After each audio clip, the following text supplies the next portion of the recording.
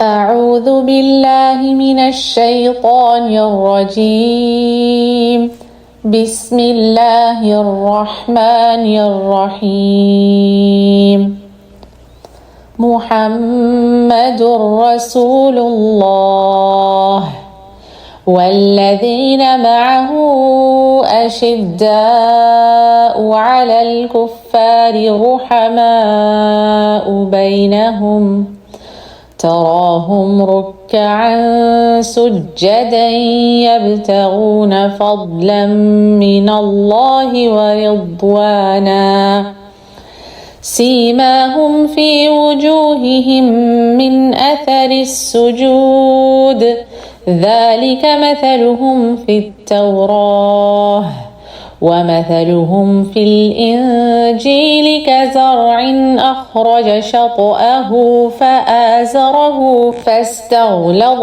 فاستوى على سوقه يعجب الزراع ليغيظ بهم الكفار وعد الله الذين آمنوا وعملوا الصالحات منهم مغفرة وأجرا عظيما محمد رسول الله والذين معه أشداء على الكفار رحماء بينهم تراهم ركعا سجدا يبتغون فضلا من الله ورضوانا سيماهم في وجوههم من أثر السجود ذلك مثلهم في التوراة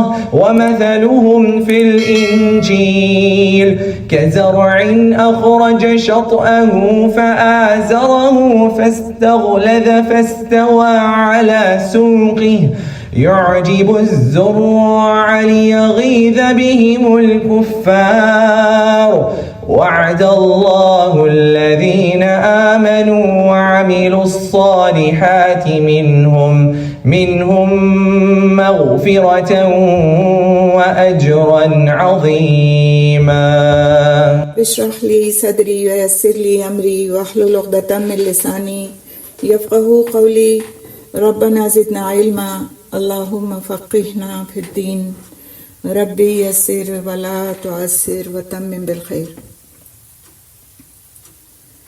الحمدللہ ثم الحمدللہ اللہ سبحانہ تعالیٰ کی دی ہوئی توفیق سے ہم اپنا سیرت الصحابہ کا آج دوسرا سیشن کرنے جا رہے ہیں انشاءاللہ.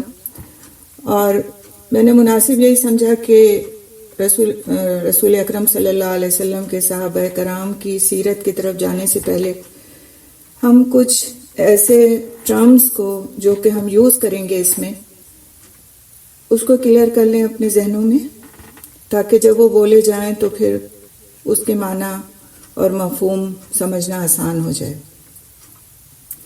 جس کو ہم بولتے تو ہیں سمجھتے بھی ہیں لیکن یہ کہ بحیثیت ایک اسٹوڈنٹ کے جو ہماری نالج ہے وہ ایسی ہونی چاہیے کہ اگر کوئی ہم سے پوچھے تو ہم اس کو بالکل ایکوریٹ طریقے سے بتا سکیں.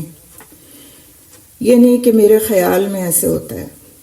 اور اسی لیے میں نے آپ لوگوں سے اس سے پہلے والی کلاس میں عرض بھی کیا تھا کہ آپ لوگ اپنے ساتھ ایک نوٹ بک ضرور رکھیں تاکہ آپ نوٹ بھی کر سکیں کہ ان ٹرمز کے میننگز کیا ہیں.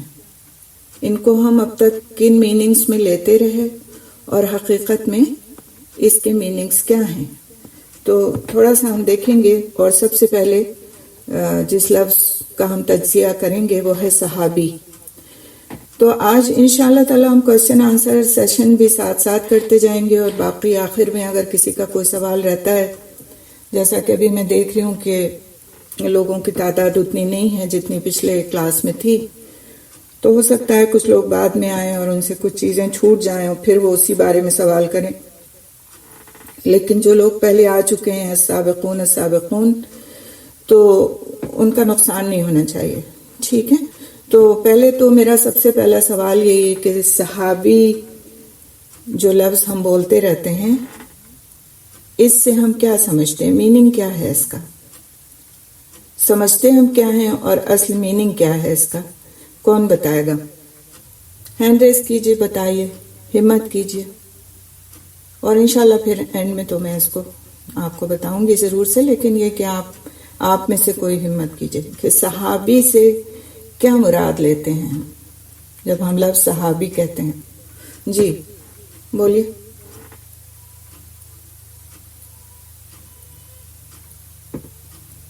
ٹھیک ہے، بالکل صحیح۔ اس کا جو روٹ ورڈ ہے صحابی کا، وہ ہے صاد، ہا اور با، جس سے الفاظ بنتے ہیں صاحبہ، صحبت، اور جس کے میننگز ہیں ساتھ دینا، ہم نشینی اختیار کرنا، رفاقت، ساتھ رہنا۔ ٹھیک ہے، یہ اس کے میننگز ہیں۔ اور صاحب کا مطلب کیا ہے پھر؟ کون بتائے گا؟ صاحب کا مطلب کیا ہوگا؟ جی بولیے آپ، روزی جی مائک اوپن کیجئے، جب آپ ہینڈ ریز کریں تو مائک بھی اوپن کیا کیجئے۔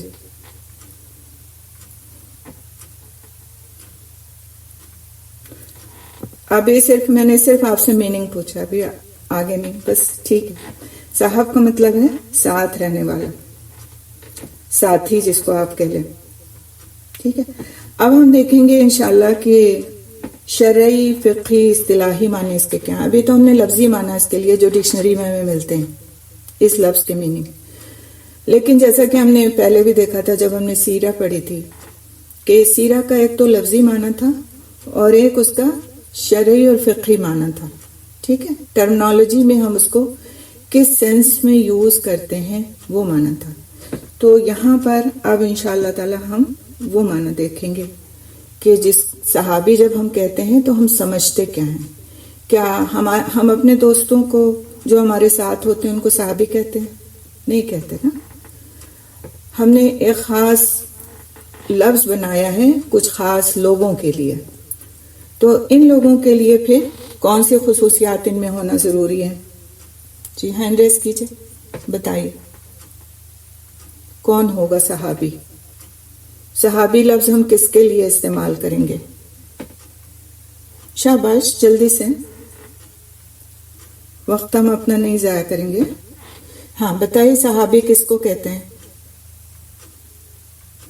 جی زیبا آپ بتائیے، بولیے۔ مائک اوپن کر لیا کیجئے جب بولنے کی، آپ کا مائک آف ہے۔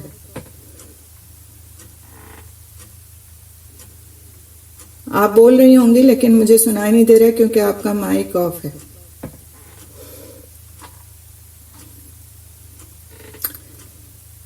ٹھیک ہے، رضیہ آپ بولیے، آپ کا ہینڈ ریز ہے۔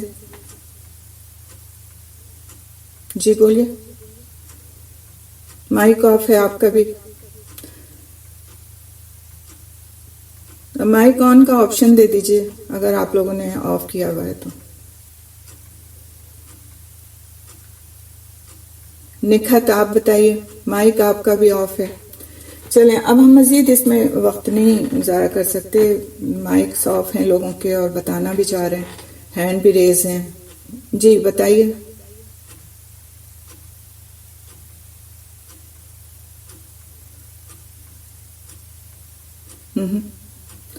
ٹھیک ہے، ایمان کی حالت میں دیکھا ہو آپ صلی اللہ علیہ وسلم کو، یہ ایک ڈیفینیشن دی جاتی ہے، لیکن آج ہم اسے مزید ایکوریٹ طریقے سے دیکھیں گے۔ تو سعید بن المسیب جو تابعی تھے، ان کا یہ کہنا تھا کہ صحابی اس کو کہا جائے گا جس نے آپ صلی اللہ علیہ وسلم کے ساتھ 1 یا 2 سال گزارے ہوں اور 1 یا 2 غزوات میں شرکت کی ہو۔ یہ ان کی اپنی ایک رائے تھی۔ تقریباً 17 آراء ملتی ہیں اس بارے میں کہ صحابی کس کو کہا جائے گا۔ یہاں پر ہم انشاءاللہ 2-3 کو دیکھیں گے تاکہ ہماری مزید وضاحت ہو جائے اس بات کی۔ امام بخاری رحمۃ اللہ علیہ بھی فرماتے ہیں کہ جس نے ایمان کی حالت میں آپ صلی اللہ علیہ وسلم کو دیکھا ہو۔ ٹھیک ہے، امام بخاری کی یہ رائے ہے۔ لیکن بات یہاں پہ یہ آ جاتی ہے کہ کچھ صحابہ کرام ایسے تھے جو رسول اکرم صلی اللہ علیہ وسلم کے ساتھ سالہ سال رہے، لیکن وہ دیکھ نہیں سکتے تھے، نابینا تھے، تو کیا پھر ان کو صحابی نہیں کہا جائے گا؟ جیسے ام مکتوم رضی اللہ تعالیٰ عنہ ہے، جن کے سپرد کئی بار جب آپ صلی اللہ علیہ وسلم تشریف لے گئے غزوات میں تو مدینے کا انتظام ان کے سپرد کر کے گئے، لیکن وہ نابینا تھے، انہوں نے دیکھا نہیں تھا رسول صلی اللہ علیہ وسلم کو، تو کیا وہ صحابی نہیں تھے؟ تو یہ دیکھنے والی جو بات ہے نا، یہ تھوڑی سی ہر رائے دینے والے کے مطابق صحیح نہیں ہے۔ اس میں جو محدث ہیں میڈیول پیریڈ کے، ابن حجر رحمۃ اللہ علیہ، ان کی رائے کو فائنل مانا جاتا ہے، اور ان کی رائے سے سب سے زیادہ لوگ اتفاق کرتے ہیں، اور ان کی رائے کیا ہے کہ جس نے ایمان کی حالت میں نبی صلی اللہ علیہ وسلم سے ملاقات کی ہو، دیکھنے کی بات یہاں پہ نہیں ہے، ملاقات کی ہو اور اسلام پر وفات پائی ہو، یعنی دونوں چیزیں شرط ہیں کہ جب اس نے ملاقات کی ہو جب بھی وہ ایمان کی حالت میں ہو، اور پھر جب اس نے وفات پائی ہو اس وقت تک کہ وہ مسلمان رہا ہو، اسلام کی حالت پر اس نے وفات پائی ہو، کیونکہ آپ صلی اللہ علیہ وسلم کے بعد حضرت ابوبکر رضی اللہ تعالیٰ عنہ کے زمانے میں مرتدین کا سلسلہ شروع ہو گیا تھا، لوگ مرتد ہونے لگ گئے تھے، تو پھر وہ تو صحابی نہیں رہے نا۔ اسی طرح سے رسول اکرم صلی اللہ علیہ وسلم کے زمانے میں مدینہ منورہ میں یہودی بھی رہتے تھے، کرسچنز بھی رہتے تھے، منافقین بھی رہتے تھے، انہوں نے آپ صلی اللہ علیہ وسلم کو دیکھا بھی تھا، ملاقات بھی کی تھی، لیکن وہ ایمان پر نہیں تھے، لہٰذا وہ بھی صحابی کے درجے پر نہیں ہوں گے۔ تو یہ چیز بالکل واضح ہے اور بہت کلیئر ہے ان کی کہی ہوئی بات، اور فائنلی جس نے زیادہ تر محدثین نے، اہل سیر نے، یعنی سیرت کی کتابیں لکھنے والوں نے اس کو ایکسپٹ کیا ہے کہ جس نے ایمان کی حالت میں نبی صلی اللہ علیہ وسلم سے ملاقات کی ہو اور اسلام پر وفات پائی ہو، اس کو ہم صحابی کہیں گے۔ کلیئر ہو گئی بات سب کو؟ کوئی ڈاؤٹ نہیں رہا نا؟ الحمدللہ۔ کوئی مجھے ایک چھوٹا سا لکھ دیا کرے جی، یا پھر مائک اوپن کر کے کہہ دیا کرے تاکہ مجھے بھی اطمینان ہو کہ جو بات میں کنوے کرنے چاہ رہی ہوں وہ صحیح سے کنوے ہو گئی ہے۔ ٹھیک ہے، الحمدللہ الحمدللہ۔ چلیں اب ہم دیکھیں گے انشاءاللہ کہ صحابہ کرام کی کتنی اقسام تھیں، کتنی کیٹیگریز تھیں، کتنے لیولز تھے۔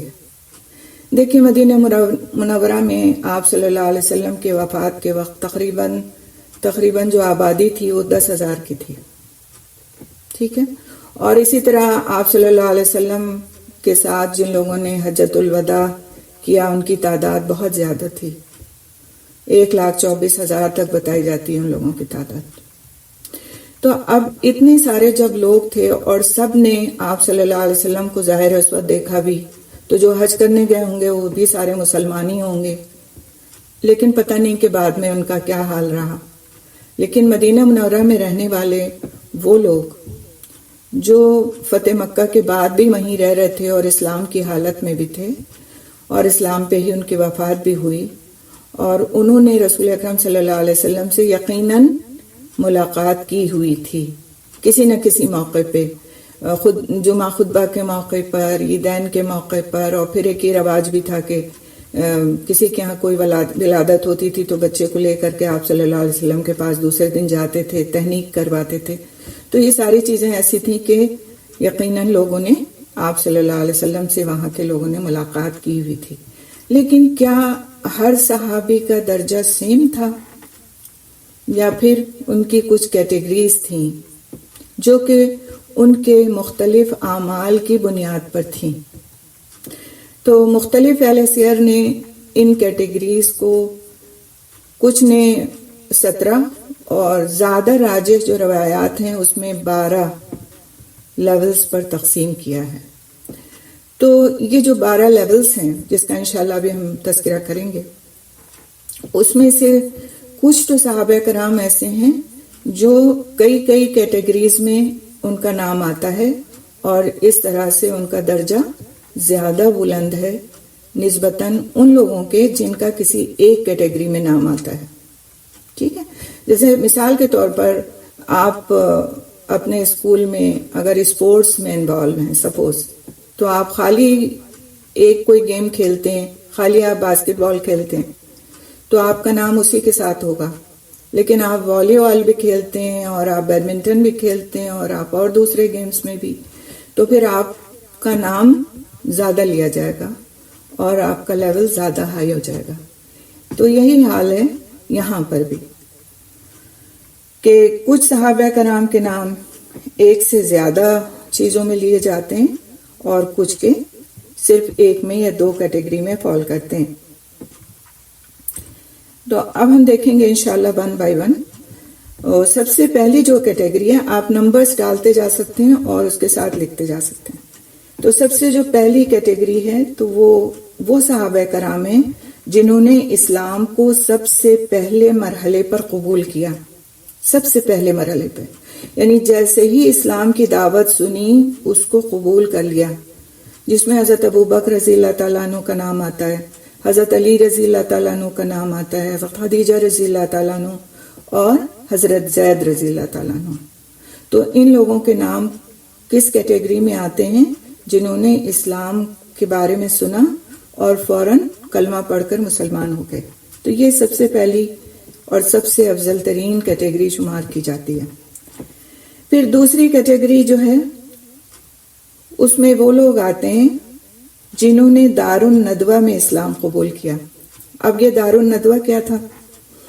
دار الندوہ وہ جگہ تھی جو مکہ مکرمہ میں تھوڑا سا شہر سے ہٹ کر کے ایک جگہ پر ایک سینٹر کے طور پر بنائی گئی تھی، اور جہاں پر جو مسلمان ہو گئے تھے لوگ وہ اکٹھا ہوتے تھے اور مشورے کرتے تھے آپس میں، اور ایک دوسرے کو کے ساتھ میں تعاون کرنے کی بات کرتے تھے، اور کس طرح تعاون کیا جائے گا، کس طرح دعوت دی جائے گی، ان ساری چیزوں کے بارے میں بات ہوتی تھی. تو جیسے حضرت عمر رضی اللہ تعالیٰ عنہ جب مسلمان ہوئے ہیں تو دار الندوہ تشریف لے گئے تھے اور وہاں جا کر کے مسلمان ہوئے تھے. اسی طرح کئی صحابہ کرام نے جنہوں نے سیکنڈ فیز میں اسلام کو قبول کیا وہ دار الندوہ میں جا کر ہونے والے مسلمانوں کی وہ کیٹیگری ہے. تھرڈ کیٹیگری میں وہ لوگ آتے ہیں، وہ صحابہ کرام آتے ہیں جنہوں نے ہجرت حبشہ کی. جب آپ نے سیرہ پڑھی تھی تو آپ نے پڑھا تھا اس میں کہ پہلی ہجرت جو ہوئی ہے وہ حبشہ کی طرف ہوئی تھی، ابیسینیا کی طرف. آپ صلی اللہ علیہ وسلم کی اجازت سے کچھ لوگ حبشہ کی طرف ہجرت کر گئے تھے، بہت زیادہ جب مظالم بڑھ گئے تھے مسلمانوں کے اوپر. تو آپ صلی اللہ علیہ وسلم کو بھی اللہ سبحانہ تعالیٰ کی طرف سے ہجرت کی اجازت نہیں ملی تھی، اور آپ صلی اللہ علیہ وسلم نے مدینے کی طرف ابھی ہجرت نہیں کی تھی.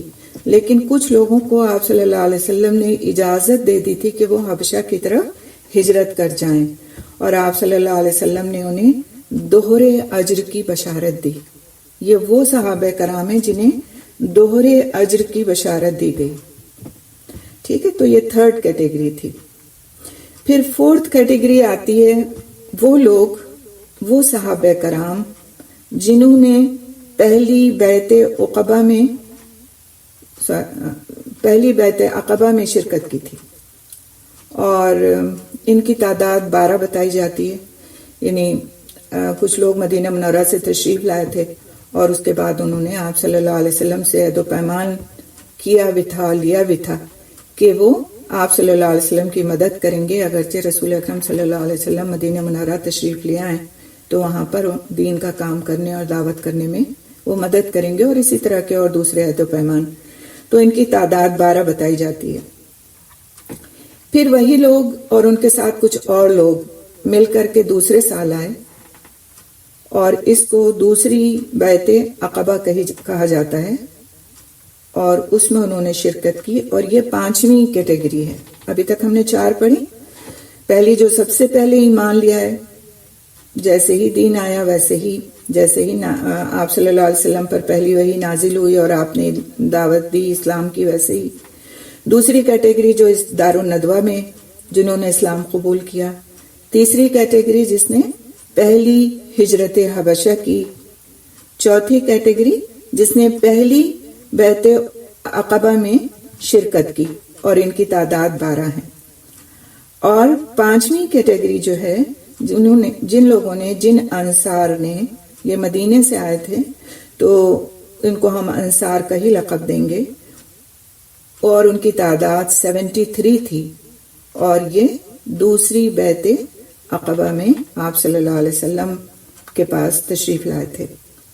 تو یہ وہ اصحاب ہیں. ابھی تک 5 تک سب نے لکھ لیا ہے؟ کوئی مجھے بتایا کوئی مشکل تو نہیں ہو رہی لکھنے میں؟ فالو کر رہے ہیں؟ کچھ چھوٹ جائے گا تو دوبارہ سے سن کر کے لکھ لیجئے گا. اتنا مشکل نہیں ہے انشاءاللہ تعالی. اس سے باتیں آپ کو بہت واضح ہو جائیں گی کہ کیا ہر صحابی ایک ہی لیول پر ہے، کیا ہر صحابی کا درجہ چاہے اس نے کم قربانیاں دی ہوں یا زیادہ دی ہوں، دونوں حساب سے ایک ہی ہے. تو پھر ہم عشرہ مبشرہ کیوں کہتے ہیں 10 صحابیوں کو، اور پھر ہم 4 کو اور زیادہ خلفائے راشدین کے درجے پر کیوں رکھتے ہیں؟ تو یہ جو سارے کیوں ہیں نا، ان کا جواب انشاءاللہ تعالی ان اقسام کو پڑھنے کے ساتھ ہم کو مل جائے گا. پھر چھٹی کیٹیگری ہے کہ جنہوں نے مدینہ منورہ کی طرف ابتدائی دور میں ہجرت کی، یعنی آپ صلی اللہ علیہ وسلم جب تشریف لے گئے تھے مدینہ منورہ ہجرت کر کے، اس کے بعد ابھی آپ صلی اللہ علیہ وسلم قباء میں تشریف فرما تھے اور وہاں پر مسجد تعمیر فرما رہے تھے. اس وقت میں کئی گروپس نے ہجرت کی اور وہ مدینہ منورہ آ گئے. تو چھٹی کیٹیگری یا چھٹا لیول ان لوگوں کو دیا جاتا ہے، ان صحابہ کرام کو دیا جاتا ہے جنہوں نے مدینہ منورہ کی طرف ابتدائی دور میں ہجرت کی، بالکل بگننگ میں ہجرت کی. نیکسٹ 7th کیٹیگری ہے جس میں وہ صحابہ کرام آتے ہیں جنہوں نے جنگ بدر میں شرکت کی، اور ان کی تعداد 313 بتائی جاتی ہے. جنگ بدر میں جنہوں نے شرکت کی، تو اب جنہوں نے جنگ بدر میں شرکت کی، اس میں جو ہم نے اس سے پہلے کی کیٹیگریز پڑھی ہیں اس میں کے بھی بہت سارے لوگ شامل تھے. تو ایک طرح سے انہوں نے وہ کام بھی کیے اور یہ کام بھی کیا، تو ان کے لیولز ہائی ہو گئے کیونکہ انہوں نے ایک سے زیادہ کام کیے. تو یہ کئی کیٹیگریز میں فال کرتے ہیں. پھر نیکسٹ ہے کیٹیگری نمبر 8 جنہوں نے بدر اور حدیبیہ کے درمیانی عرصے میں ہجرت کی، یعنی صلح حدیبیہ کے بارے میں آپ نے سیرہ میں پڑھا تھا.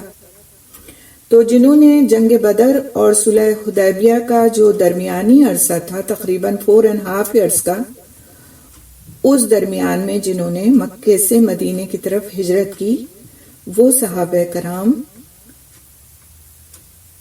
جو ہیں یہ 8th کیٹیگری میں فال کرتے ہیں، یعنی ان کی کیٹیگری کو 8ویں کیٹیگری کہا گیا. کون سے لوگ؟ جنہوں نے بدر اور حدیبیہ کے درمیانی عرصے میں ہجرت کی، اور یہ عرصہ کتنا تھا؟ 4.5 ایئرس کا آلموسٹ. پھر 9ویں کیٹیگری، یہ وہ لوگ تھے جنہوں نے بیعت رضوان میں شرکت کی. بیعت رضوان کے بارے میں بھی آپ لوگ پڑھ چکے ہیں. اب یہ ساری چیزوں کو میں اس لیے یہاں پر ایکسپلین نہیں کروں گی کیونکہ سیرہ آپ نے پڑھ لی ہے. سیرہ کے سارے جو لیکچرز ہیں وہ اپلوڈ ہو چکے ہیں. تو لہٰذا اگر کسی کو سمجھ نہیں آ رہی کہ بیعت رضوان کیا تھی اور بیعت عقبہ کیا تھی اور پھر یہ کہ بدر کیا اور حدیبیہ کیا، تو پھر آپ لوگ جا کر کے تو اسے ان لیکچرز میں انشاءاللہ دیکھ لیجئے. ٹھیک ہے، تو آپ کو وہاں پر یہ چیز مل جائے گی. ابھی تک کلیئر ہیں سب چیزیں؟ کوئی چیز ایسی تو نہیں ہے کہ جو مشکل لگ رہی ہو؟ ہینڈ ریز کریے جس کو مشکل لگ رہی ہے. جنہوں نے بدر اور حدیبیہ کے درمیانی عرصے میں ہجرت کی، یعنی بدر کی جنگ ہو چکی اور حدیبیہ کی ابھی صلح نہیں ہوئی ہے، ٹریٹی آف حدیبیہ ابھی نہیں ہوئی ہے، اور اس کا جو درمیانی پیریڈ ہے اس میں وہ مکے سے مدینے آ گئے.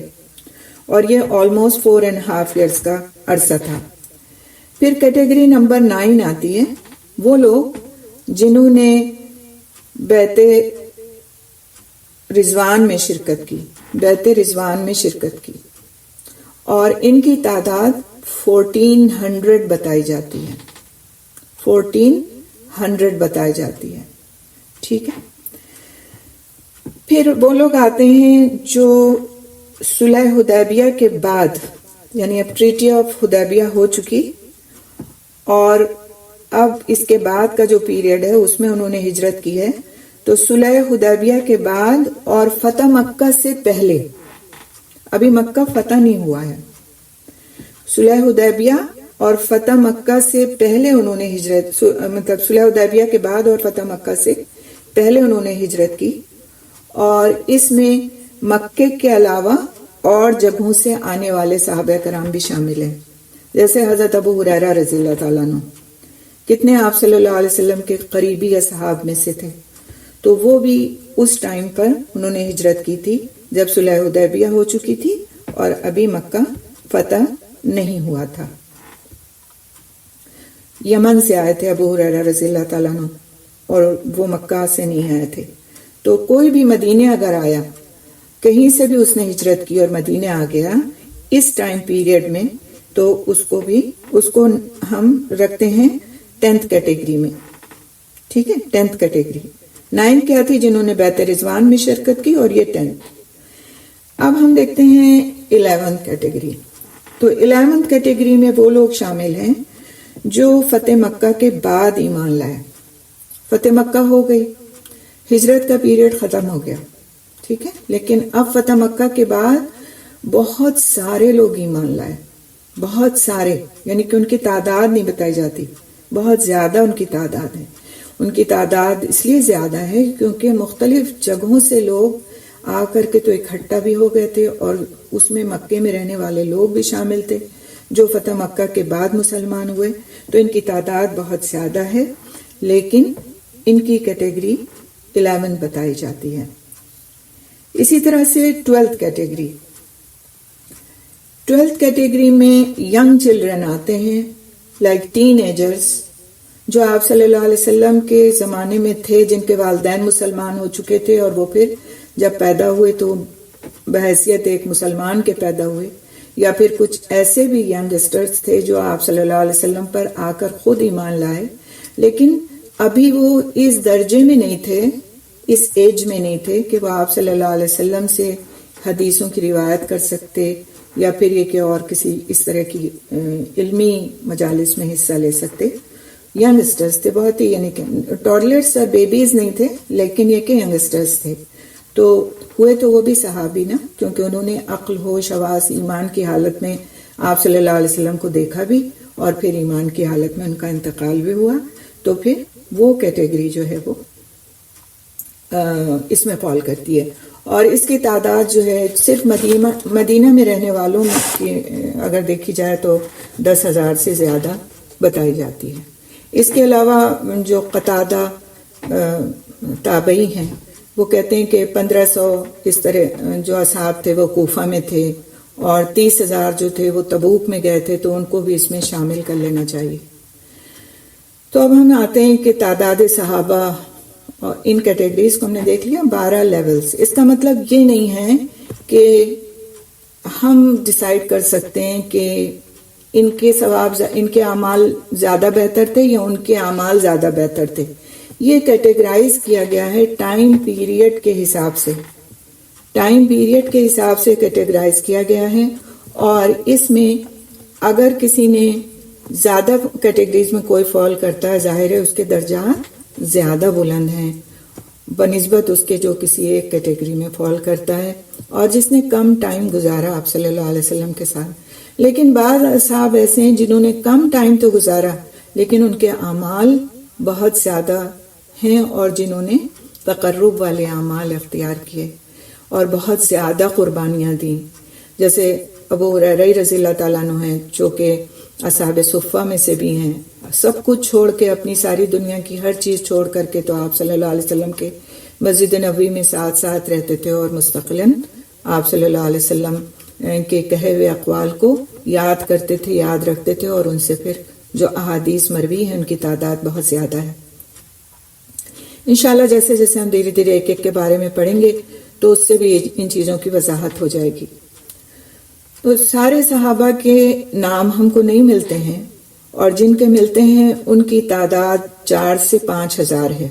مختلف کتابوں میں جو نام ملتے ہیں صحابہ کرام کے، ان کی تعداد 4 سے 5 ہزار ہے، اور حالانکہ کئی سیرت نگاروں نے، تاریخ نگاروں نے ان ناموں کو اکٹھا کرنے کی کوشش کی، لیکن اس کے باوجود جیسے جو سب سے زیادہ آتھینٹک کتاب اس معاملے میں کہی جاتی ہے وہ حافظ ابن حجر کی کتاب الاصابہ فی تمییز الصحابہ۔ تھوڑا سا مشکل نام ہے، عربی نام ہے، آپ چاہیں تو لکھ لیں، رومن میں لکھ لیں، الاصابہ فی تمییز الصحابہ، اور یہ حافظ ابن حجر کی کتاب ہے، اور اس میں انہوں نے تقریباً 4 سے 5 ہزار صحابہ کرام کو مینشن کیا ہے، لیکن ہر صحابی کے بارے میں انہوں نے ڈیٹیلز نہیں لکھی ہیں۔ کسی صحابی کے بارے میں تو صرف ایک لائن ملتی ہے کہ وہ فلاں نام کے فلاں صحابی تھے، کسی کا نام بھی بعض وقت نہیں ہے، اور صرف اس کی کنیت سے اس کا تذکرہ کیا گیا ہے، یعنی جس لقب سے اس کو پکارا جاتا تھا یا اس دور میں بلایا جاتا تھا اس سے اس کا تذکرہ کیا گیا۔ کسی صحابی کا تذکرہ صرف اس طرح سے ہے کہ فلاں وقت میں ایک شخص فلاں جگہ سے آیا تھا آپ صلی اللہ علیہ وسلم کے پاس، تو اس فلاں شخص کا نام بھی نہیں ہے، یا فلاں وقت میں فلاں کو فلاں جگہ بھیجا گیا تھا دعویٰ کے لیے، لیکن اس کا کوئی نام بھی نہیں ہے۔ لیکن بہرحال ان لوگوں کا تذکرہ موجود ہے، نام نہیں بھی ہیں تو تذکرہ موجود ہے، اور اس طرح سے انہوں نے تقریباً 5 ہزار لوگوں کا تذکرہ کیا ہے۔ اسی طرح حاکم نے اپنی کتاب مستدرک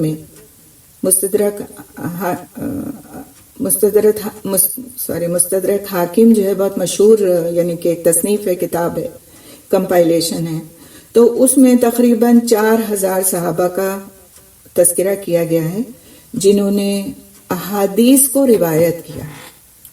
ٹھیک ہے، یہ مستدرک ان کی کتاب کا نام ہے۔ حاکم جو ہے وہ رائٹر ہیں، اور انہوں نے اپنی کتاب میں 4000 صحابہ کا تذکرہ کیا ہے جنہوں نے احادیث کو روایت کیا۔ تو احادیث کو روایت کون کر سکتا ہے؟ جو آپ صلی اللہ علیہ وسلم سے ملا ہو، آپ کی مجلس میں آ کے بیٹھا ہو، آپ کی زبان مبارک سے کوئی بات سنی ہو۔ ٹھیک ہے، تو ان صحابہ کی تعداد 4000 بتائی جاتی ہے۔ لیکن اب دیکھیں یہاں پہ تھوڑے سے کنٹرڈکشنز ہیں۔ کچھ لوگ جو صحابہ کرام کے بعد آئے، تابعین جن کو ہم کہتے ہیں، جنہوں نے آپ صلی اللہ علیہ وسلم کو نہیں دیکھا لیکن آپ صلی اللہ علیہ وسلم کے صحابہ کرام کو دیکھا اور ان سے ایمان کی حالت میں ملاقات کی اور پھر ایمان پر فوت ہوئے، تو ایسے لوگوں کو ہم تابعین کہتے ہیں۔ تو تابعین جو ہیں ان میں سے امام الذہبی ہیں جو کہ امام تیمیہ کے اسٹوڈنٹ ہیں، اور وہ اس بات کو صحیح نہیں مانتے ہیں کہ صحابہ کرام کی 4000 کی تعداد تھی جنہوں نے روایت کیا۔ وہ کہتے ہیں بس یہ تعداد جو ہے وہ 1000 سے 1500 تھی جن سے ہم کو احادیث ملتی ہیں۔ تو امام احمد بن حنبل نام آپ لوگوں نے سنا ہوگا، جن سے حنبلی مسلک کے فالو کرنے والے ان کی بات کو فالو کرتے ہیں۔ تو امام احمد بن حنبل جو تھے، انہوں نے جو اپنی حدیث کی کتاب، یعنی اپنی جو مسند انہوں نے بنائی، حدیث کی کتاب بنائی، اس میں صرف 978 صحابہ سے جو احادیث ملتی ہیں ان کو روایت کیا ہے۔ کتنے صحابہ سے؟ 978 صحابہ سے روایت کی گئی احادیث کو انہوں نے اپنی حدیث کی کتاب میں لکھا ہے۔ کس نے؟ امام احمد بن حنبل نے۔ ٹھیک ہے، تو ان کی کتاب سے جو ہم کو پتہ چلتا ہے وہ یہ کہ جن صحابہ سے احادیث روایت کی گئی ہیں ان کی تعداد 978 ہے۔ اور اس کے علاوہ دوسری کتابوں سے اگر ہم اور نام بھی نکال لیں تو بمشکل تمام 150-200 نام اور مل جاتے ہیں. تو اس طرح تقریباً جن صحابہ کرام نے حدیث کو روایت کیا، نریٹ کیا، بتایا، آگے پہنچایا، جن کے چینز میں ہمیں نام ملتے ہیں کہ فلاں صحابی نے روایت کیا، پھر ان سے فلاں صحابی نے روایت کیا، پھر ان سے فلاں نے، تو اس طرح سے جو نام ہمیں ملتے ہیں ان کی تعداد زیادہ سے زیادہ 1200 تک پہنچتی ہے. زیادہ سے زیادہ 1200 تک پہنچتی ہے. تو کچھ محدثین کا یہ کہنا ہے کہ صرف 400 سے 500 تک نے ہی احادیث کو روایت کیا ہے. صرف 400 سے 500. اب یہ مختلف آراء ہیں. ٹھیک ہے، جب ہم کسی بھی چیز کو اسٹڈی کرتے ہیں تو ہم دیکھتے ہیں کہ ایک دور کے لوگوں نے ایک بات کہی، اگلے دور کے لوگوں نے اسے نیگیٹ نہیں کیا، لیکن انہوں نے اپنی رائے پیش کی کیونکہ انہوں نے ایک الگ ریسرچ کی. تو اس کا مطلب یہ نہیں ہوتا ہے کہ پچھلی ریسرچ جو ہے وہ بالکل ایسی قرار پا گئی کہ اسے اب نہیں مانا جا سکتا. نہیں، انہوں نے اسٹڈی کی، ان کو اتنا مواد ملا، انہوں نے دوسرے نے اسٹڈی کی، ان کو اتنا ملا، تیسرے نے اسٹڈی کی، انہوں نے کہا میرا یہ خیال ہے. تو یہ مختلف جو سیرت نگار ہیں، مختلف جو یہ تاریخ نگار ہیں، مختلف یہ جو محدثین ہیں جن کا نام میں آپ کے سامنے لے رہی ہوں چند ایک کا، تاکہ بہت ہیوی نہ ہو آپ کے لیے، تو ان کی یہ مختلف آراء ہیں، مختلف خیالات ہیں جس کو انہوں نے تصنیف کیا اور بتایا. کسی نے کہا کہ 4 سے 5,000، کسی نے کہا کہ نہیں 1200، کسی نے کہا نہیں 1000 کے اندر، کسی نے کہا نہیں بمشکل 4 سے 500. تو یہ مختلف آراء ہیں. یہ کن کے بارے میں ہیں؟ یہ ان صحابیوں کے بارے میں ہیں جنہوں نے حدیث کو روایت کیا ہے. ٹھیک ہے، اور وہ راویان جنہوں نے بہت زیادہ احادیث کی روایت کی ہے ان کی تعداد 5 سے 8 تک پہنچتی ہے. یعنی جن سے مروی احادیث کی تعداد جو ہے وہ 1000 سے اوپر ہے، جس میں ابو ہریرہ رضی اللہ تعالیٰ عنہ آتے ہیں، عبداللہ بن عباس رضی اللہ تعالیٰ عنہ آتے ہیں، انشاءاللہ تعالیٰ ہم اس کو بعد میں دیکھیں گے، حضرت عائشہ رضی اللہ تعالیٰ عنہ بھی آتی ہیں، 2010 احادیث ان سے مروی ہیں ماشاءاللہ. تو اس طرح سے جنہوں نے بہت زیادہ تعداد میں احادیث کو روایت کیا ہے ان کی تعداد 5 سے 8 تک ملتی ہے. تو اس طرح سے 90 سے 95% تک صحابہ کرام رضی اللہ تعالیٰ عنہ مجمعین کے صرف نام معلوم ہیں، ان کے قصے، انہوں نے کیا کیا اپنے دور میں، کب مسلمان ہوئے، کہاں گئے، کیا کچھ کرتے رہے اپنی لائف میں، وہ ہمیں نہیں پتہ چلتا. تو اس بڑی 4 سے 10,000 صحابہ کرام کو اگر دیکھیں ہم صرف مدینے کے، باقی اور جگہوں کے ملا لیں تو 100,000 سے اوپر تعداد بنتی ہے جو کہ حجۃ الوداع میں تھی. تو اتنی تعداد میں سے ہم صرف 4-5 ہزار کو اس طور پر جانتے ہیں کہ صرف نام یا کنیت، اور صرف 5% کو ہم اس طرح جانتے ہیں کہ ان کے واقعات بھی ہم کو ملتے ہیں سیرت کی کتابوں میں. جب یہ سیرت کی کتاب آپ نے پڑھی ہے نا، اس میں آپ نے بہت سارے صحابہ کرام کے بارے میں پڑھا کہ وہ آپ صلی اللہ علیہ وسلم کے پاس آئے، انہوں نے کیا کہا، اور آپ صلی اللہ علیہ وسلم نے ان سے کیا کہا، پھر انہوں نے جا کے تو کیا کام کیا، کئی کے بارے میں آپ نے پڑھا ہے مختلف طریقے سے. تو اب ہم سپریٹ کر کے پڑھیں گے الگ الگ، لیکن یہ کہ آپ نے ان کے بارے میں ایسا نہیں کہ پڑھا ہے ماشاءاللہ ان کے بارے میں. جب آپ سنیں گے وہ واقعات تو آپ کو دوبارہ سے وہ چیزیں یاد آ جائیں گی کہ ان کے بارے میں ہم پڑھ چکے ہیں. تو جو بات یہاں پہ ہو رہی تھی وہ یہ کہ ہم سمجھتے ہیں کہ اگر بس یہی صحابی تھے جو آپ صلی اللہ علیہ وسلم کے ارد گرد تھے تو ہمیں ایسا نہیں سوچنا چاہیے. تعداد بہت بڑی ہے لیکن ہمیں صرف ان کے بارے میں ہی معلوم ہے جو صرف کہا جاتا ہے کہ 5% اور 10% تھے ان صحابہ کے مقابلے میں جو اس وقت موجود تھے آپ صلی اللہ علیہ وسلم کے ارد گرد. تو یہ ایک مختصر سی تاریخ تھی صحابہ کرام کی تعداد کے بارے میں، اقسام کے بارے میں. اور مجھے امید ہے کہ انشاءاللہ اس سے آپ کو فائدہ اس طرح ہوا ہوگا کہ ہم جب سیرت الصحابہ پڑھنا چاہتے ہیں، کہیں بھی سنتے ہیں یا کسی کتاب میں ہم جاتے ہیں، تو ہماری توقعات کیا ہوتی ہیں کہ بس ہم چند قصے سنیں گے جس سے جو ایمان بوسٹنگ ہوں گے، جس سے ہمارا ایمان کا لیول بڑھے گا. یقیناً ہمارا مقصد اس کلاس کا یہی ہے. لیکن جب تک ہمیں بیک گراؤنڈ نہیں پتا ہوتا کسی چیز کا، تو ہم اس چیز کو اچھی طرح سے لے نہیں پاتے. اور جب ہمیں بیک گراؤنڈ پتا ہوتا ہے تو پھر وہ چیزیں ہمارے ذہنوں کے اندر، جس کو کہتے ہیں گنجلک نہیں ہوتی، یا ایک طرح کا ٹینشن نہیں پیدا کرتی، بلکہ چیزیں اسموتھلی چل رہی ہوتی ہیں. تو میں یہ چاہتی ہوں کہ آپ لوگ پہلے سے کچھ چیزیں جو ہم عام طور سے عام حالات میں نہیں دیکھتے، نہیں پڑھتے، پہلے ہم ان کو دیکھ لیں اور ان کے بارے میں بات کر لیں، ڈسکس کر لیں، سوال جواب کر لیں، اور اس کے بعد جو ہے تو پھر ہم آگے چلیں، تاکہ ہمارے ذہن بالکل کھل جائیں، واضح ہو جائیں، اور ان باتوں کو لینے کے لیے تیار ہو جائیں جو ہم واقعی میں چاہتے ہیں کہ ہمارے اندر جذب ہوں. زمین پہلے جو ہے جوتی جاتی ہے، اس میں پانی دیا جاتا ہے، پھر بیج ڈالا جاتا ہے، تبھی پھر وہ پودا ہرا بھرا نکلتا ہے، اور وہ بیج جو ہے وہ ضائع نہیں ہوتا. بالکل اسی طرح سے انسان کے ذہنوں کا حال ہے. جب تک کہ اس ذہن کو تیار نہیں کیا جاتا، جب تک کہ اس میں ڈالی جانے والی چیز انسان کو صرف پریشان تو کرتی ہے کہ یہ میں نے سیکھا، یہ تو کبھی پہلے نہیں پڑھا، کبھی سنا ہی نہیں، تو پھر یہ پتہ نہیں صحیح ہے کہ نہیں، تو وہ شک بھی آنا شروع ہو جاتے ہیں، اور پھر بعض وقت ہم اس نالج کو اس طرح لے نہیں پاتے. تو انشاءاللہ تعالی ان چیزوں کو ہم اسی طرح دیکھیں گے، اور نیکسٹ کلاس میں بھی شاید ہم اسی طرح کے کسی موضوع پر گفتگو کریں گے.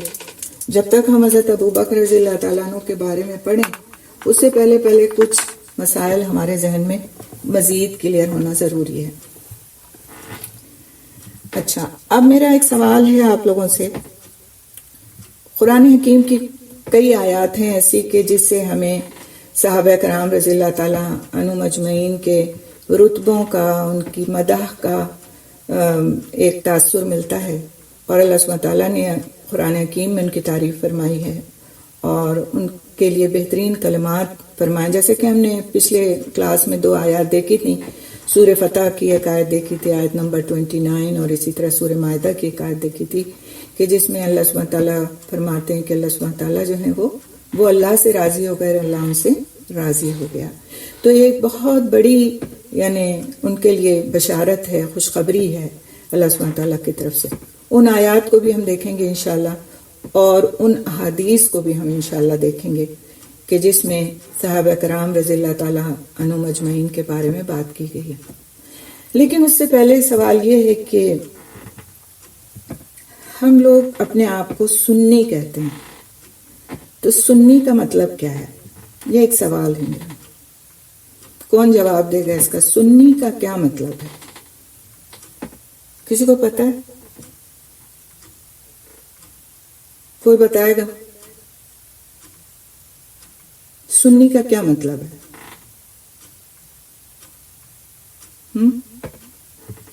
بچپن سے آج تک ہم سنی ہیں، لیکن ہم کو پتہ نہیں ہم سنی کیوں ہیں، اور سنی کا مطلب کیا ہے. جی آفرین بتائیے. ہاں، سن کے عمل کرنے والا. اوکے، اور دوسرا کوئی؟ زہا آپ بتائیے. جی آپ کا مائک اوپن تھا، ہینڈ ریز تھا آپ کا. اور کون ہے؟ شبانہ زاہد آپ بتائیے.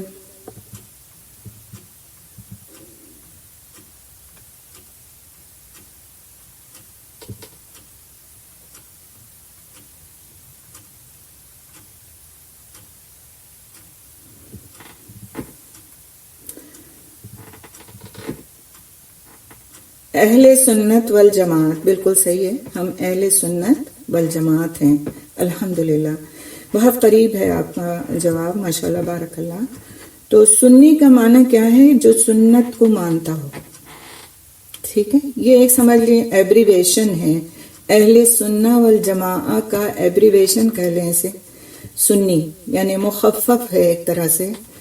اہل سنہ والجماع کا. ہم اپنے آپ کو ہر وقت اہل سنہ والجماع کہنے کے بجائے کیا کہتے ہیں؟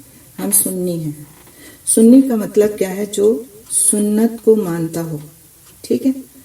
تو اب جو سنت کو مانتا ہوگا کیا وہ ان لوگوں کو نہیں مانے گا جن کے ذریعے سے سنت ہم تک پہنچی ہے، یعنی صحابہ کرام کو؟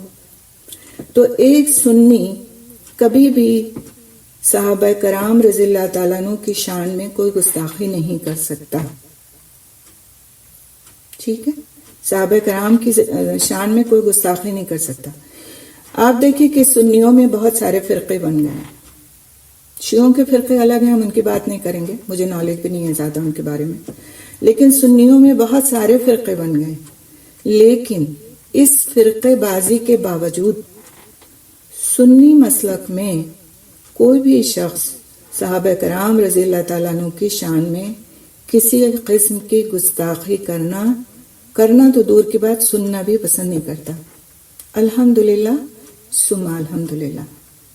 اور جب ہم یہ بات کہتے ہیں اہل السنہ والجماع، تو یہ والجماع سے مراد کیا ہے؟ گروپ آف صحابہ. ہم کون ہیں؟ اہل السنہ ہیں، یعنی ہم سنت کو فالو کرتے ہیں. والجماع، اور اس جماعت کو ہم فالو کرتے ہیں، اس گروپ کو ہم فالو کرتے ہیں جس کے ذریعے سے سنت ہم تک پہنچی ہے. اور یہ ایک پورا میننگ ہے اس کا، اہل السنہ والجماع کا. اب اگر آپ سے کوئی پوچھے کہ آپ جو کہتے ہیں کہ ہم اہل السنہ والجماع ہیں تو اصل میں ہیں کیا آپ؟ تو آپ ان کو بتائیں کہ ہم فالوور ہیں سنت کے بھی، اور ہم فالوور ہیں ان لوگوں کے بھی جنہوں نے ہم تک اس سنت کو پہنچایا ہے. کلیئر ہو گئی کہ بات؟ الحمدللہ، اللہ کا احسان ہے. تو یہاں پر ہم انشاءاللہ تعالی کچھ احادیث کو دیکھیں گے جن سے ہم کو پتہ چلتا ہے کہ آپ صلی اللہ علیہ وسلم نے اپنے ان اصحاب کے بارے میں کیا فرمایا اور ان کی کیا اہمیت ہے اور کیا اہمیت ہونی چاہیے، کیونکہ ان کی قربانیاں بہت زیادہ ہیں. صحیح بخاری کی روایت ہے. صحیح بخاری میں کی جو کتاب ہے کتاب المناقب، جس میں صحابہ کرام رضی اللہ تعالیٰ عنہ کے مناقب، ان کی فضیلتیں بیان کی گئی ہیں مختلف اصحاب کی. تو اس کی حدیث ہے، وہ میں انشاءاللہ آپ کے سامنے رکھوں.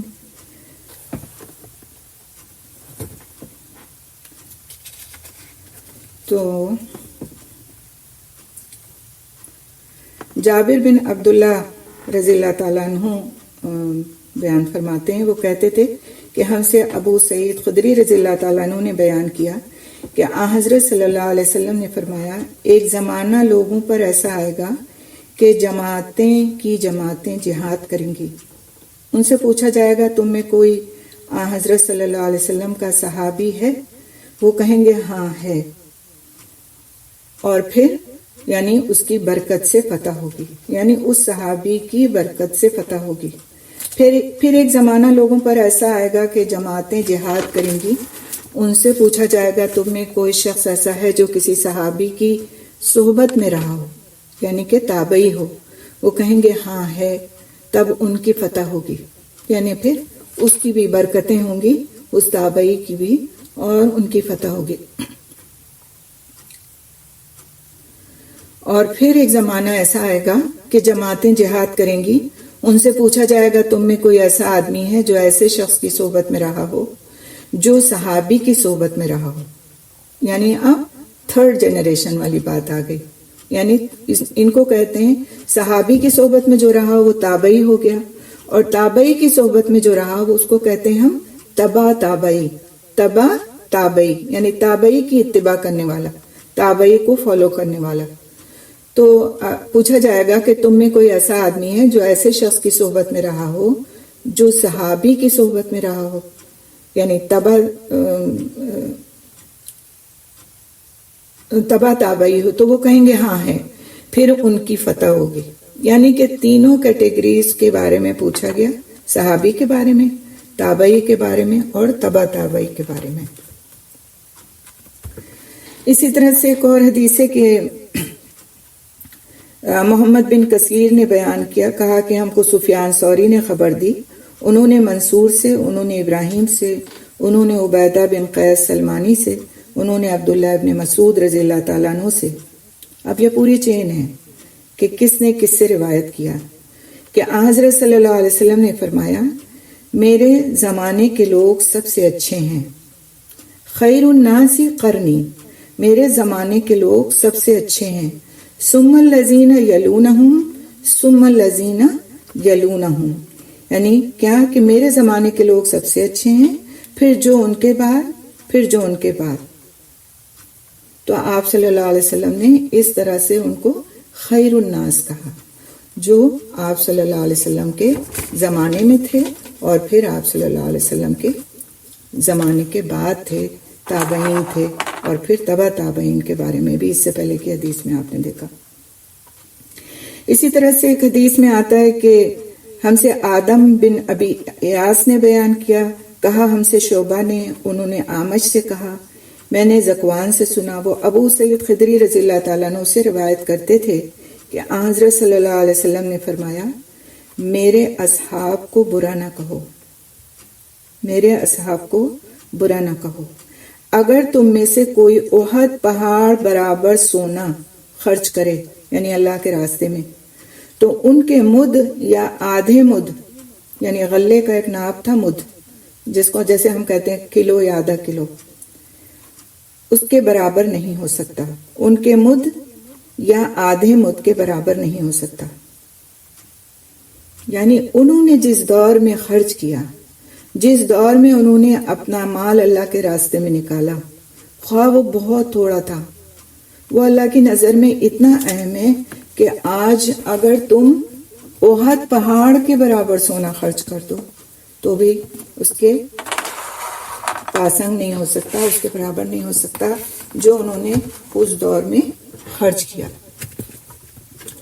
اور اسی طرح سے قرآن حکیم میں بھی کئی آیات ہیں جس میں اصحاب رسول صلی اللہ علیہ وسلم کی فضیلت بیان کی گئی ہے. انشاءاللہ تعالی تھوڑا سا ٹائم ہے ہمارے پاس، تو اس میں ہم کچھ آیات کو دیکھ لیتے ہیں جو بھی دیکھ سکیں گے. سب سے جو پہلی سورہ بقرہ میں بھی کچھ آیات ہیں، سورہ آل عمران میں بھی کچھ آیات ہیں، لیکن یہاں پہ ہم انشاءاللہ جو دیکھیں گے وہ ہم دیکھیں گے سورہ انفال کی آیت کو. سورہ انفال کی آیت نمبر ہے ہماری سورہ انفال کی آیت نمبر 72. آپ لوگ اس کو نوٹ بھی کر لیجئے، سورہ انفال کی آیت نمبر 72. ٹھیک ہے، اس کو ہم دیکھیں گے انشاءاللہ. ترجمہ ہے اس کا: جو لوگ ایمان لائے اور ہجرت کی اور اپنے مالوں اور جانوں سے اللہ کی راہ میں جہاد کیا، اور جن لوگوں نے ان کو جگہ دی اور مدد کی، یعنی انصار، یہ سب آپس میں ایک دوسرے کے رفیق ہیں. قرآن میں کسی کا تذکرہ ہو اچھے الفاظ میں تو یہ کیا ظاہر کرتا ہے کہ اللہ سبحانہ تعالیٰ کی نظر میں ان لوگوں کی اہمیت ہے، ان کے اعمال کی اہمیت ہے، وقت ہے، ان کا اجر محفوظ ہے. اور یہاں پہ ہم دیکھ رہے ہیں جو لوگ ایمان لائے اور ہجرت کی اور اپنے مالوں اور جانوں سے اللہ کی راہ میں جہاد کیا، اور جن لوگوں نے ان کو جگہ دی اور مدد کی، یہ سب آپس میں ایک دوسرے کے رفیق ہیں. اور جو ایمان تو لائے لیکن ہجرت نہیں کی، تمہارے لیے ان کی کچھ بھی رفاقت نہیں جب تک کہ وہ ہجرت نہ کریں. ہاں، اگر وہ تم سے دین کے بارے میں مدد طلب کریں تو تم پر مدد کرنا ضروری ہے، مگر اس قوم کے خلاف نہیں کہ جن کے اور تمہارے درمیان صلح کا معاہدہ ہے. تم جو کچھ کرتے ہو اللہ اسے خوب دیکھتا ہے. تو یہ آیت نمبر 72 ہے سورہ انفال کی، جس میں صحابہ کرام کا تذکرہ کیا گیا اور ان کو سراہا گیا کہ وہ آپس میں ایک دوسرے کے رفیق ہیں. اسی طرح سے ایک اس کی جو آیت نمبر 74 ہے اس کو بھی ہم دیکھتے ہیں. سورۃ انفال کی آیت نمبر 74. ترجمہ ہے: جو لوگ ایمان لائے اور انہوں نے ہجرت کی اور اللہ کی راہ میں جہاد کیا، اور جنہوں نے جگہ دی اور مدد پہنچائی، وہی لوگ سچے مومن ہیں. ان کے لیے بخشش ہے اور عزت کی روزی. تو آپ دیکھیے کہ صحابہ کرام رضی اللہ تعالیٰ عنہ مجمعین مہاجر کی شکل میں ہو یا انصار کی شکل میں، اللہ سبحانہ تعالیٰ نے ان کے لیے کیا فرمایا کہ یہی لوگ سچے مومن ہیں، اور پھر ان کے لیے اجر کیا فرمایا؟ ان کے لیے بخشش ہے اور عزت کی روزی ہے، یعنی جب وہ آخرت میں ان کا حشر کے میدان میں ہوں گے تو ان کے لیے اللہ سبحانہ تعالیٰ کی طرف سے یہ انعام ہوگا۔ اسی طرح سے سورہ توبہ کی آیت نمبر 100 ہے، سورہ توبہ کی آیت نمبر 100 ترجمہ ہے، اور جو مہاجرین اور انصار سابق اور مقدم ہیں اور جتنے لوگ اخلاص کے ساتھ ان کے پیرو ہیں، اللہ ان سب سے راضی ہوا اور وہ سب اس سے راضی ہوئے۔ اللہ نے ان کے لیے ایسے باغ تیار کر رکھے ہیں جن کے نیچے نہریں جاری ہوں گی، جن میں ہمیشہ رہیں گے، یہ بڑی کامیابی ہے۔ تو سبحان اللہ، اللہ سبحانہ تعالیٰ کن کن الفاظ میں ان انصار اور مہاجرین کی تعریف فرما رہے ہیں جنہوں نے آپ صلی اللہ علیہ وسلم کا ساتھ اختیار کیا، ایمان لائے اور پھر دین کے راستے میں اپنے آپ کو لگا دیا اور کھپا دیا۔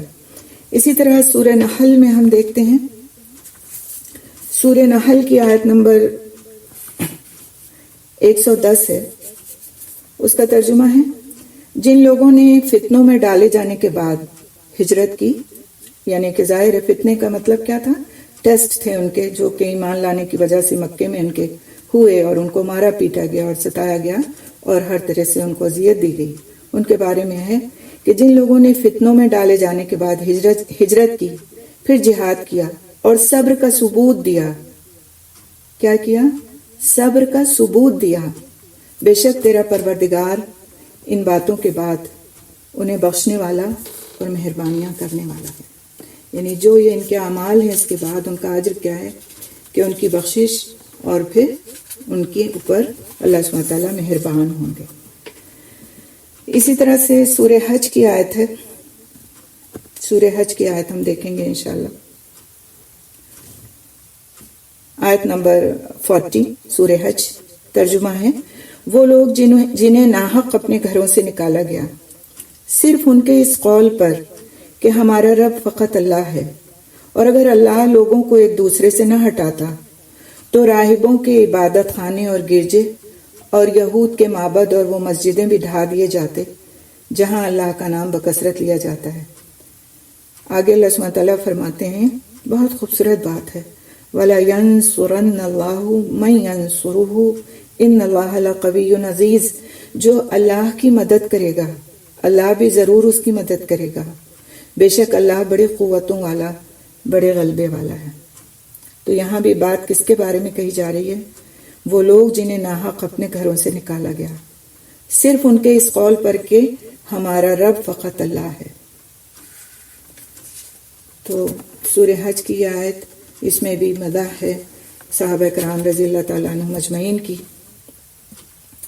اسی طرح سورہ احزاب کی آیت ہم دیکھتے ہیں، آیت نمبر 22، اس میں بھی صحابہ کرام کی مدح ہے، ترجمہ ہے، اور ایمانداروں نے جب لشکروں کو دیکھا، کن کے لشکروں کو؟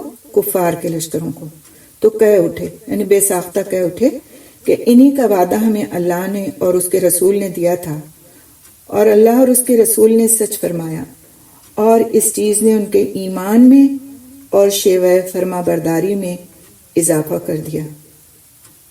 مومنوں میں اگلی آیت ہے، مومنوں میں ایسے لوگ بھی ہیں جنہوں نے جو عہد اللہ سے کیا تھا انہیں سچا کر دکھایا، بعض نے تو اپنا عہد پورا کر دیا اور بعض منتظر ہیں، یعنی موقع کے منتظر ہیں کہ مزید کوئی موقع آئے تو پھر اپنا عہد پورا کریں، اور انہوں نے کوئی تبدیلی نہیں کی۔ آگے اللہ سبحانہ تعالیٰ فرماتے ہیں، تاکہ اللہ سچوں کو ان کی سچائی کا بدلہ دے، اور اگر چاہے تو منافقوں کو سزا دے یا ان کی توبہ قبول فرمائے، اللہ بڑا ہی بخشنے والا، بہت مہربان ہے۔ تو ان آیات میں بھی اللہ سبحانہ تعالیٰ نے تعریف فرمائی ہے ان لوگوں کی جنہوں نے اللہ سبحانہ تعالیٰ کے راستے میں جہاد کیا۔ اسی طرح سے سورہ حجرات کی ایک آیت ہے، آیت نمبر ہے 7، سورہ حجرات کی آیت نمبر 7 ہے، ترجمہ ہے، اور جان رکھو کہ تم میں اللہ کے رسول موجود ہیں، اگر بہت سے معاملات میں وہ تمہارا کہنا مان لیا کریں۔ اب یہ ان سے مخاطب کون ہے؟ صحابہ کرام۔ اور جان رکھو کہ تم میں اللہ کے رسول موجود ہیں اگر بہت سے معاملات میں وہ تمہارا کہنا مان لیا کریں تو تم یعنی کہ الٹے ہی مشکل میں پڑ جاؤ، لیکن اللہ نے ایمان کو تمہارا محبوب بنا دیا ہے اور اسے تمہارے دلوں میں زینت دے رکھی ہے، اور کفر، گناہ اور نافرمانی کو تمہاری نگاہوں میں ناپسندیدہ بنا دیا ہے۔ یہی لوگ راہ یافتہ ہیں۔ کس کو راہ یافتہ کہا جا رہا ہے یہاں پر؟ جو آپ صلی اللہ علیہ وسلم کے نزدیک تھے اور جنہوں نے ایمان جن کے دلوں میں محبوب تھا، زینت تھی ان کے دلوں میں ایمان کی وجہ سے، اور کفر سے، نافرمانی سے، گناہ کے کاموں سے جو دور رہتے تھے اور ان کو ناپسند کرتے تھے۔ تو اللہ سبحانہ تعالیٰ نے فرمایا کہ یہی لوگ راہ یافتہ ہیں، اور یہی لوگ جو ہیں وہ اللہ سبحانہ تعالیٰ کے محبوب ہیں، اور اللہ سبحانہ تعالیٰ ان کے ساتھ بہترین معاملہ فرمائیں گے۔ اسی طرح سے سورہ تحریم کی ایک آیت ہے جس میں اس طرح کی یہ مدح ہمیں نظر آتی ہے۔ آیت نمبر 8 ہے سورہ تحریم کی۔ اے ایمان والو، تم اللہ کے سامنے بھی خالص توبہ کرو، قریب ہے کہ تمہارا رب تمہارے گناہ دور کر دے اور تمہیں ایسی جنتوں میں داخل کرے جن کے نیچے نہریں جاری ہیں۔ جس دن اللہ نبی کو اور ایمانداروں کو جو ان کے ساتھ ہیں رسوا نہ کرے گا۔ کون ہے؟ ساتھ ہیں، نبی کے ساتھ ہیں۔ تو اس میں ویسے تو جنرل اور لوگوں کے لیے بھی آیت دی جاتی ہے کہ جو آپ صلی اللہ علیہ وسلم کے فالوورز ہیں، لیکن ساتھ ہونے کی وجہ سے اس بات کو صحابہ کرام رضی اللہ تعالیٰ عنہ مجمعین کے ساتھ خاص بھی کیا جاتا ہے کہ جس دن اللہ نبی کو اور ایمانداروں کو جو ان کے ساتھ ہیں رسوا نہ کرے گا، ان کا نور ان کے سامنے اور ان کے دائیں دوڑ رہا ہوگا، یہ دعائیں کرتے ہوں گے، اے ہمارے رب ہمیں کامل نور عطا فرما اور ہمیں بخش دے، یقیناً تو ہر چیز پر قادر ہے۔ تو میں نے کچھ آیات رکھی آپ کے سامنے، اس کے علاوہ بھی کئی آیات ہیں جو قرآن حکیم میں ہمیں صحابہ کرام رضی اللہ تعالیٰ عنہ مجمعین کی مدح کرتی ہوئی نظر آتی ہیں اور اس کے بارے میں ان کا تذکرہ ہم کو نظر آتا ہے۔